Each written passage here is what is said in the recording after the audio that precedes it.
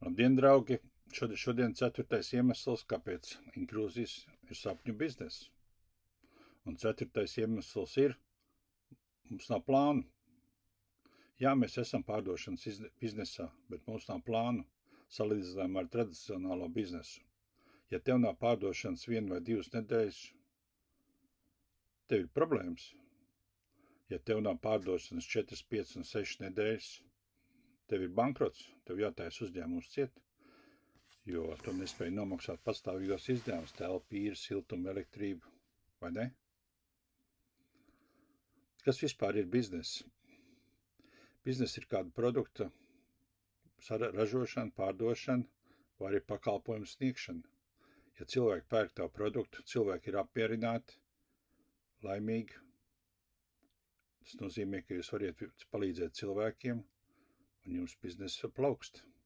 Ja jūs produktu neviens nepērk, bankrots. Tā tas ir. Atceros, kas notika ar turfirmām pirms pandēmijas laika. Cilvēki pazaudēja iemaksas, kuras bija veikts, lai dotos kādā ceļojumā. Sākās pandēmija. Turfirmas nespēja vairāk atmaksāt, iemaksāt to naudu. Jūs jau droši vien lasījāt, bija liela skandāla par to, turfirmas bankrotēja vai pauzēja. Un tā. Mūsu klubs turpināja darboties. Pa pandēmijas laiku mūsu klubā iestājās ap 400,000 cilvēku. Un tad, kad beidzās pandēmija, 80% no pasažieriem uz visiem kruīzes kuģiem bija cilvēki no mūsu kluba. Šobrīd tradicionālie kurorti Eģiptē ir kara zonā. Ārlietu ministrija iedeva rekomendācijas nedoties uz šiem tradicionāliem kurortiem. Vai tās rekomendācijas ir labas, sliktas vai atbilst patiesībai, nezinu, bet cilvēki uz to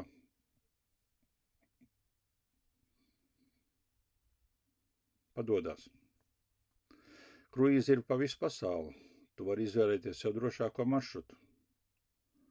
Un mēs jau esam kruīzes biznesā 8 gadus. Mūsu klubā ir vairāk kā 1,4 miljonu biedru un partneru. Nav plānu. Ir tikai un vienīgi tavu mērķi, cik ilgā laikā periodā tu vēlies sasniegt savu mērķi un attiecīgi pelnīt. Piemēram, es aizēju jūrā uz 2-3 mēnešiem, atgriežos un turpinu savu sapņu biznesu. Nekas nav noticis. Bizness joprojām dzīvs un aktīvs. Vai tā var būt tradicionāla biznesā, ka tu atstāji šo biznesu uz 2-3 mēnešiem un pēc tam turpini, kad ienāk prātā? Nu, ne. Tāpēc es to saucu par savu sapņu biznesu. Draugi, mazliet tā padomājiet, ko es jums saku.